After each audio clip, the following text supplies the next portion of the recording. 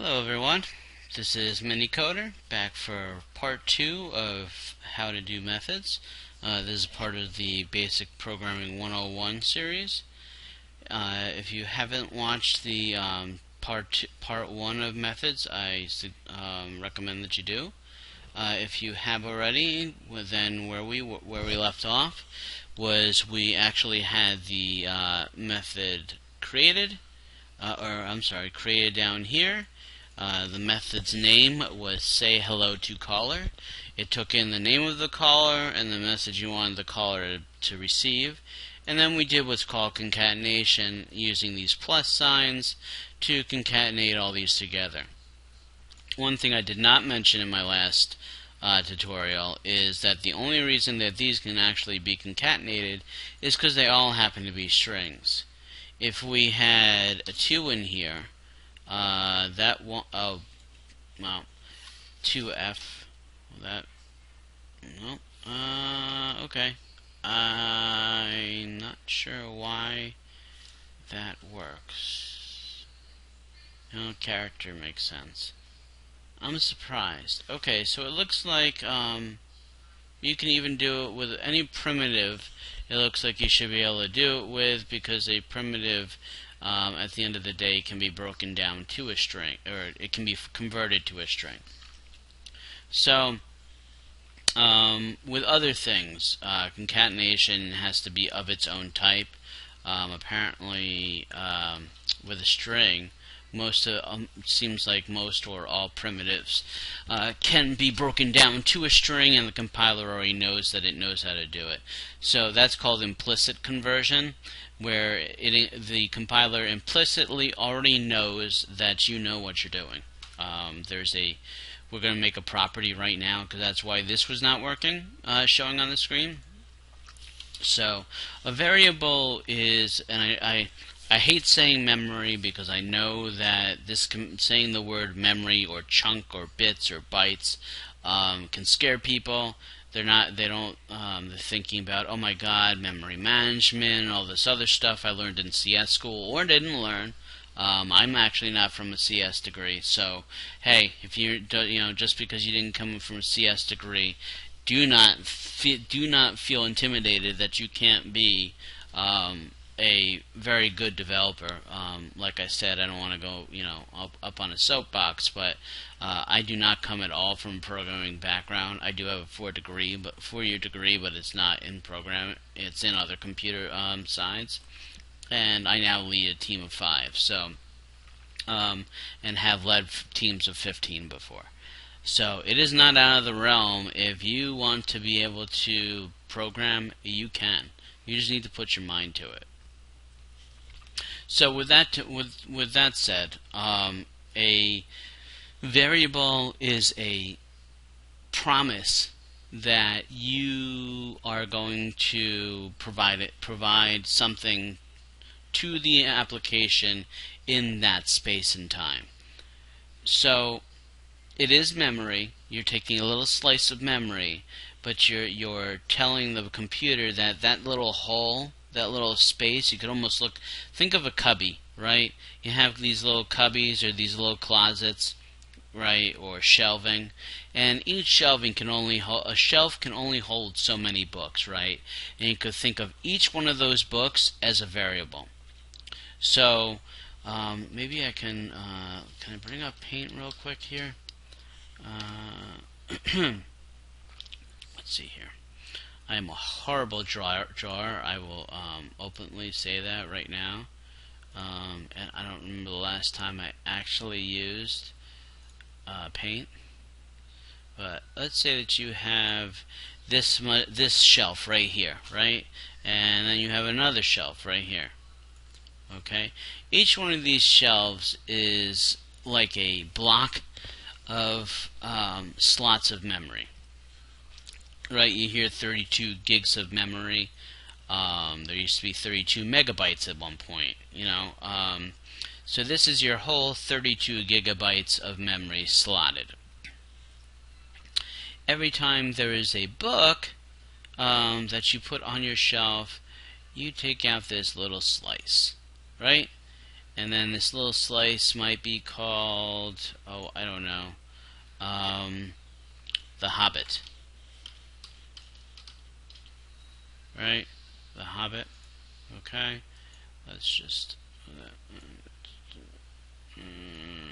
over here. What happened here? Delete. Well, you get the point of what I did here. So, The Hobbit, right? And then you take another slice over here, right? Because a computer doesn't necessarily go straight in order. That's where something some of you may have heard called fragmentation, and defragging is putting pieces that relate to each other closer together. Well, that's a whole nother course. So, which I might do. Let's call this one Star Wars Episode 1, right? Which is a good time because apparently another Star Wars movie just came out, and I can hear in the background that Star Wars is on TV right now in the family room.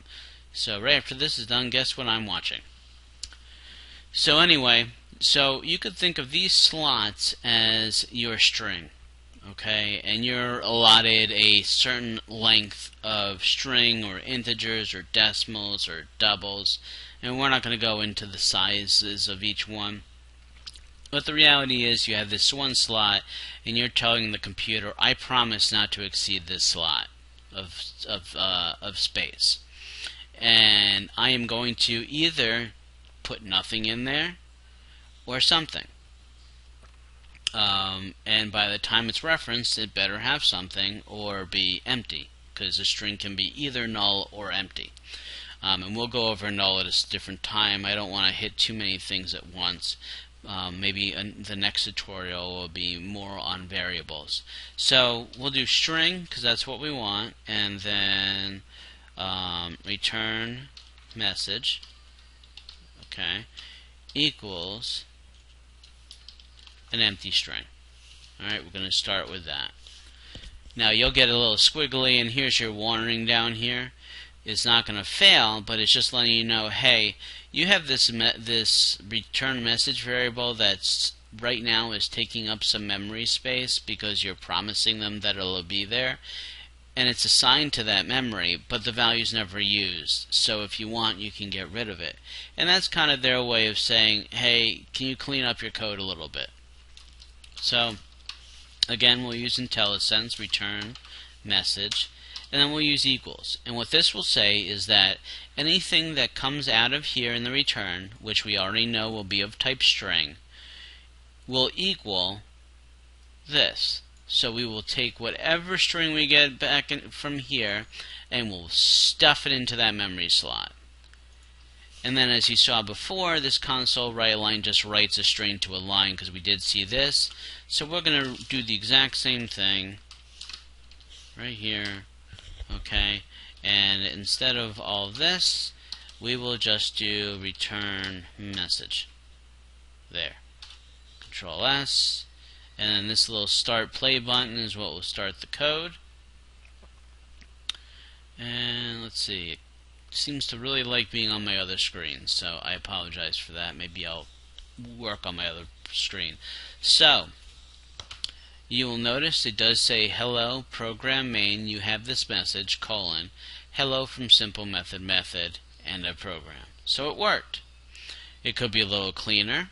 So after this, what you might want to do then is, hold on one second, my computer's having a little fit. I'm going to have to unplug that drive because it is causing me problems. So one thing you can do here, now that you have this method, you don't have to do anything here, which is the beauty of methods. Just in the method, let's add a space here, let's add a space here, and let's add a carriage return, so /n/r. So what that's going to do is that's going to make a new line. There are other ways you can make a new line using C#. For simplicity, this is new line, and this is return carriage. Return carriage used to be an old way of dealing with typewriters, where if you remember, it would go all the way to the end when you were hitting the big keys and it was actually printing on the screen. Well, you would hit return carriage, and that return carriage, instead of your enter button, would actually scroll the paper up and push it all the way to the left, so you now could type on your next line of screen. So there's a little history lesson for you. So we put a little space in there, put some carriage returns in there. In fact, you know what we're going to do? Instead of that, let's just do a /n/r there, and that should do us to make it look a little better. And the only reason that there was a new line for this is because we used WriteLine, which if you hover over it, it writes the specific string value followed by the current line terminator to the standard output stream, which means it makes a new line. There is also a write, which will just continue to write wherever you put your cursor. So, without any further ado, let's hit start. And there you go. So you have hello program. You got your little space in there. Then you have the carriage return, and then you have this message, carriage return, hello from simple method, end of program. And that's it. And now it's blinking because it's waiting for me to do something, and my last YouTube went up. Okay. So if I hit enter, then it goes away. And that's why I had that read line. If I get rid of the read line, it just goes away. It doesn't wait for my input. So, it looks like we have a little bit more time. We're almost at 12 minutes. So let me just go over really quick the different types of primitives that will be the most likely used. So a primitive is your string, your int, doubles, bools, which is booleans, true or false, floats, which is a larger decimal or double. These are all primitives. They're types, if you will, that every language knows about. Every language knows how long they are, what they're going to do, what they're capable of, and there's no customization being done directly to those objects. So those are primitives. The other reason that they're considered primitives is because the value does not stick with them. When we talk about returning values later on, and reference values versus value properties, you'll understand that a little better. But you have boolean, string, int, bool, decimal, double, and float. Those are the ones you'll use the most. Integer can never be null. It must at least be 0. Okay? If I were to make it like that, it would bark at me, and if I never set it to anything, it would super bark at me, because you cannot do that. There is no nullable. Well, for now, there is no nullable int. For a bool, technically, you really don't want to, but you can do this, and it will default to false. For not driving you or anybody else crazy, if you're writing code and at the top you're going to define a bool to let you know whether something succeeded or failed, you are best off starting with false and then setting it to true if it is true. A decimal is something that has some other place to it, so that you can do, what is this barking about? A literal type of double, use an M suffix to create a literal of this type. Okay, so you have to use an M in this case, that's fine. A double is just a different size of a decimal. I don't want to get into right now the differences of them. Let's call that DO. And then a float also is a decimal. And it can be very long, and you put an F at the end of it, and it knows it is a float. What is this not? Oh, because do is a keyword. Nice one, Greg. DOE, okay, and F. Okay, so those are your primitives right here, primitives. And let's just do our first comment here. So you can do / is one of the ways of doing a comment, and we will call them primitives. Primitives, like that. Okay. This at compile time will go away. It will be in code if anybody opens it, but when the DLL goes down, this will not be counted towards any compile time. So you can make a gazillion comments. I suggest you use gazillions of comments, because that is the only way when you come back in 6 months that you're going to have a clue what was going on. So we'll go over best practices for comments, because there are, although some people say like there's no stupid questions. Yes, there are. Can there be too many comments? Yes, there can be. So, without that, now that we went over that, I think the next time we will go over some more variable stuff, and we will get more into making an abstract class and inheriting from that abstract class into a concrete class. For now, we're at almost 17 minutes, so I'm going to cut it here. As always, if you like the video, please feel free to subscribe and give me a like.